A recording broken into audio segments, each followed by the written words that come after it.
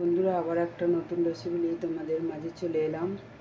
তো নিত্য নতুন নতুন নতুন রেসিপি নিয়ে তোমাদের মাঝে আসছি, কারণ কিছুটা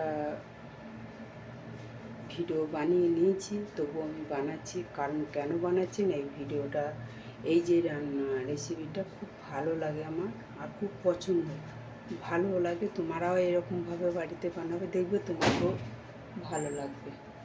ঠিক আছে, চলো, তেলটা গরম হয়ে গেছে। আর এদিকে দেখো, করলা আর আলু কাটা আছে, এইটা একটা রেসিপি হবে। তা তোমরা দেখতে থাকো, এটা একটু ভেজে নিতে হবে। তো দেখো বন্ধুরা, আমার করলাটা কিন্তু ভাজা হয়ে গেছে। এবার তেলটা নামিয়ে একটু পাঁচফোড়ন দিয়ে দিলাম। আর এদিকেও দেখো একটা পাঁচফোড়ন, শুকনো লঙ্কা দিয়েছি। আর এটাও দিচ্ছি, এটা দেখো আলু। আর এখানে দেখো আম কাটা আছে। তো দেখো, এবার আমি একটু হলুদ দিয়ে দিলাম, পরিমাণ মতো নিয়ে দিলাম, মেটানো দিলাম হলুদ, পরিমাণ মতো নিয়ে দিলাম। তো দেখো বন্ধুরা, আমটা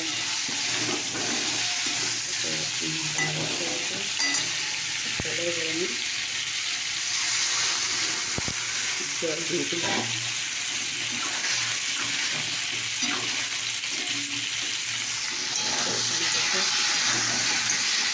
কিন্তু একটু ভালো ভালো রান্না করেছে,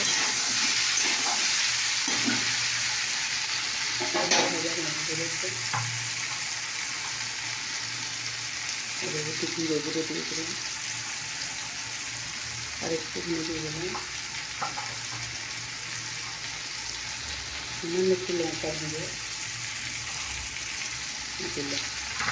এরপর একটু জল দিয়ে দিলাম।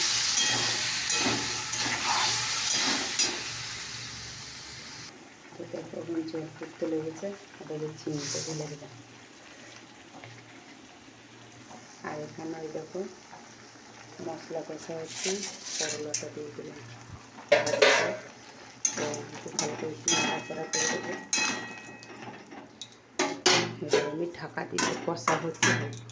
তো দেখো বন্ধুরা, কষা হয়ে গেছে, তোমাদের হয়ে গেছে সেটা দেখানো হলো না, যাই হোক। এবার এখন জল দিয়ে দিয়েছি, এবার ঢাকা দিয়ে দিচ্ছি।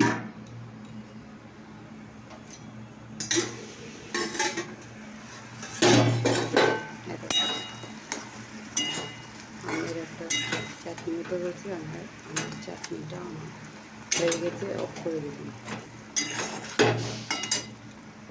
তো দেখো বন্ধুরা, আমার এই রেসিপিটা হয়ে গেল। তোমাদের কেমন লাগলো এই রেসিপিটা অবশ্যই কমেন্টে জানিও, কারণ আমি একটু ঝোল ঝোল রাখছি, তাই খানিক ঝোল টেনে নেব।